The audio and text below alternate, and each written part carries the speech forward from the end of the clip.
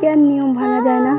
কাউকে খুব করে মন চাইলে সুখে থাকার তাগিদে নিয়ম ভেঙে তার সাথে সারা জীবন থেকে যাওয়া যায় না? কারো প্রতি তীব্র মায়া কাজ করলে কেন নিয়ম ভেঙে বলা যায় না আপনাকে আমার খুব প্রয়োজন?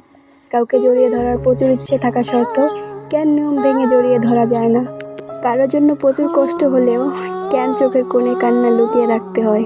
কেন সামনে গিয়ে প্রকাশ করা যায় না? কারো হাত ধরে শেষ নিঃশ্বাস ত্যাগ করার ইচ্ছে থাকলেও কেন ইচ্ছে পূরণ হয় না? কার জন্য বুকের ভিতরে আজীবন ভালোবাসা জমিয়ে রাখার সত্ত্বেও কেন নিয়ম ভেঙে প্রকাশ করা যায় না? বৃদ্ধ বয়সে এক থাকার ইচ্ছে থাকলেও স্পষ্টভাবে জেনে গেছি নিয়ম ভেঙে থাকা যায় না।